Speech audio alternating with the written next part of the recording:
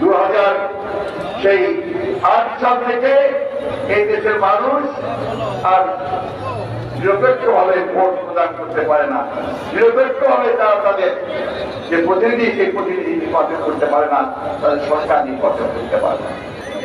এই আওয়ামী লীগের এই শাসক গোষ্ঠী তারা ক্ষমতায় আসার পর থেকেই অত্যন্ত পরিকল্পিত ভাবে তারা জনগণের অধিকারগুলোকে কেড়ে নিয়ে এই দেশে আবারও যে 1975 সালে তারা যেটা করেছিল, এক দলীয় শাসনতা বাকশাল প্রতিষ্ঠা করেছিল, সেইভাবে আবারও তারা বাকশাল তৈরি করতে চায়, একজন শাসন ব্যবস্থা তৈরি করতে চায় ভিন্ন মোড়কে।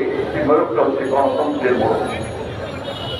আমাদের আওয়ামী লীগের নেতারা অনেক কথা বলে, এখন তো মুখে চুমড়ি ফোটে, চুমড়ি ফোটার মধ্য দিয়ে তারা গতকালই তাদের সম্মানিত সংগ্রামী মহাসচিব তিনি বলেছেন, সাধারণ সম্পাদক তিনি বলেছেন, আবার চেষ্টা করবেন না সন্ত্রাস সৃষ্টি করার, তাহলে এবার ডবল শিক্ষা দিয়ে দেব।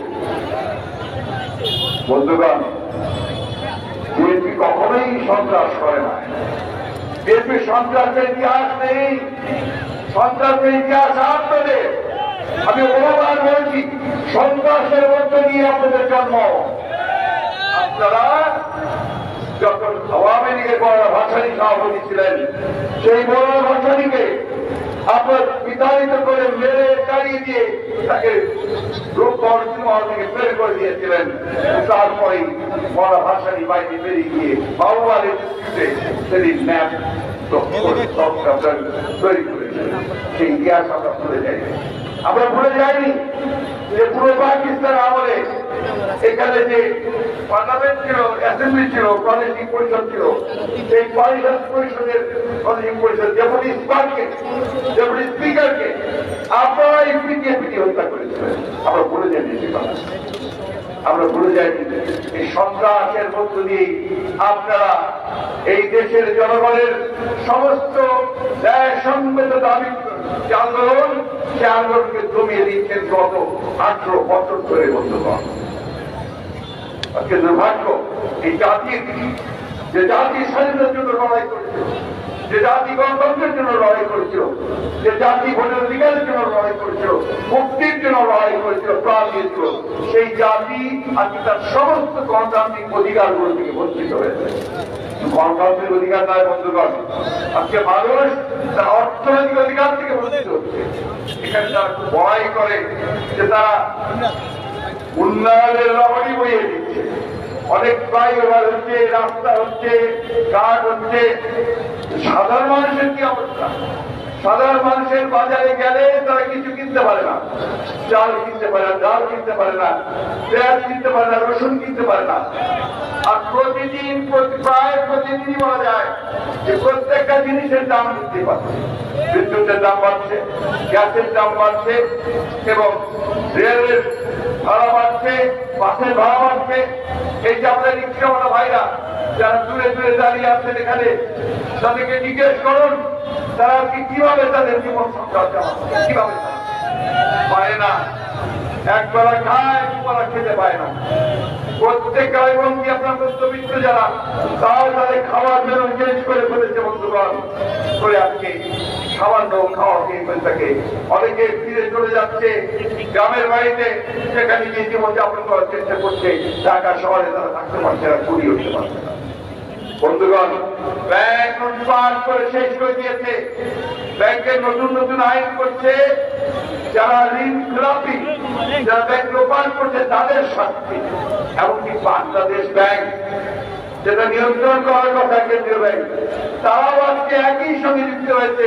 তাদের এই সমস্ত অপকর্ম যেন বাইরে বেরিয়ে না পড়ে, তাদের আবার সাংবাদিক ভাইদের থেকে প্রবেশ নিষিদ্ধ করেছে। কোথায় যাবেন আপনারা? কোথায় যাবেন? আমরা আজকে এই দেশের মানুষ আমাদের নিজ দেশে থেকে আমরা আজকে পরোয়া ছিলেন।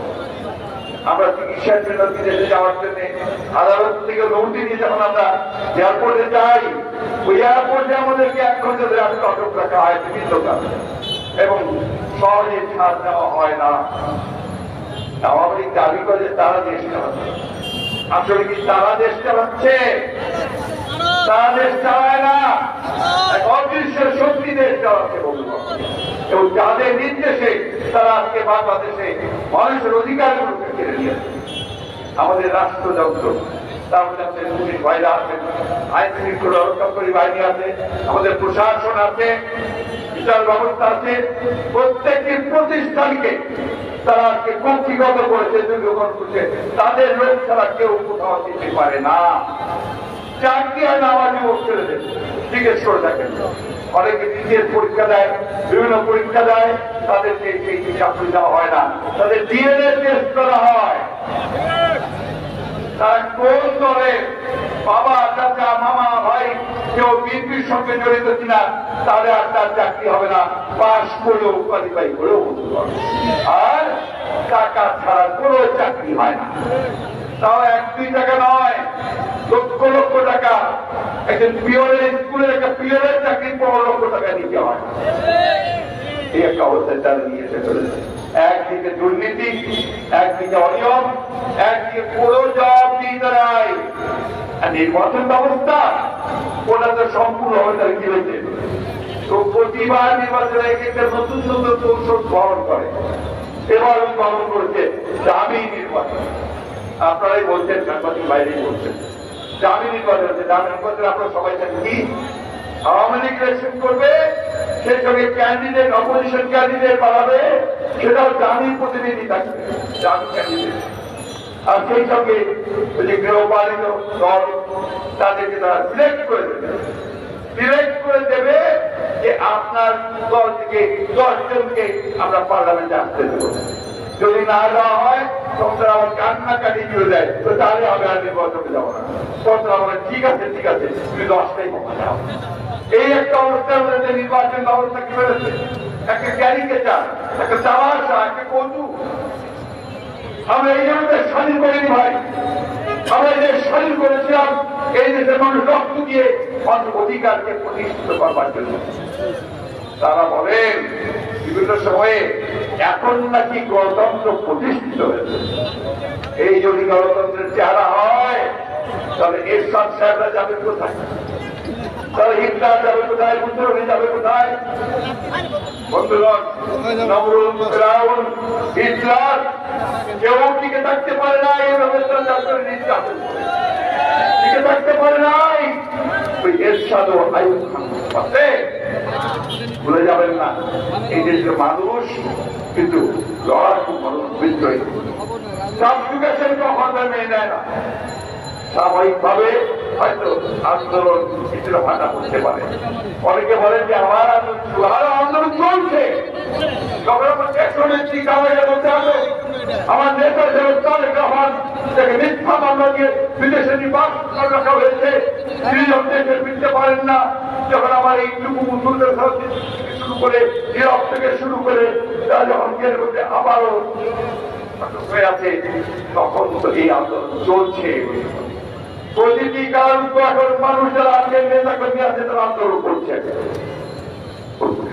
আমাদের লজ্জাও করে না, তারা এখন সব বোঝেন কিছু নাই না, লজ্জার সর্বের সব মাথা খেয়ে ফেলেছে। এমন ভাবে কথা বলে যে তারা আপনার এখানে দণ্ডমুক্তের কর্তা। আসলেও এটাকে তাদের পৈতৃক সম্পত্তি মনে করে, এটাকে তারা মনে করে যে এটা তাদের সম্পত্তি, তারা যেভাবে খুশি সেভাবে ব্যবহার করবে। কিন্তু জনগণের যে চাহিদা সেদিকে তাকান না। আমরা এখনো বলি এখনো সময় আছে, জনগণের দেয়ালের পিঠ থেকে গেছে, সেই জনগণকে বাধ্য করবেন না যাদের বেরিয়ে আসতে এবং একটা উত্তাল তরঙ্গ সৃষ্টি করে আপনাদের মস্তককে ভেঙে গুরমার এবং দুষ্টামির অভাব।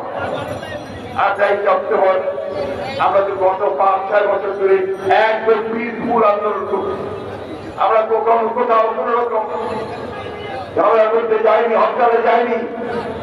আপনারা বাধ্য করেছেন আমাদেরকে অবরোধিত হরতাল দিতে, এবং সেইভাবে আমরা সেই আপনাকে বলেন পুরো শান্তিপূর্ণ সমাবেশ থেকে বন্ধ করে দিয়েছেন নিজেরা। সেইভাবে একটা প্লট তৈরি করে আজকেও চেষ্টা করেছিলেন আজকেও একটা পটকা ফুটিয়েছেন। সেই পটকাটা কে ফুটিয়েছে আমরা বুঝি না, দেশের মানুষ বোঝে না। আপনারা এই চেষ্টা করেছেন আবারও একটা সাবোটাজ করে এই সরকারি দলের লোকেরা তারা এখানে এই অবস্থাকে তৈরি করছে।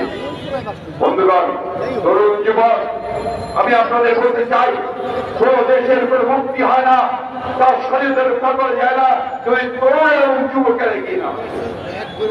এই কথাটা আপনাদের মনে রাখতে হবে। শুধু ঠিক ঠিক করলে চলবে না, শুধু জেল থাকলেই চলবে না, আপনাদেরকে এগিয়ে আসতে হবে, এড়িয়ে আসতে হবে, রাজপথে জনগণকে নিয়ে চলে আসতে হবে, সেই জনগণকে নিয়ে আরো শক্তিশালী একটা প্রতিরোধ রচনা করতে হবে।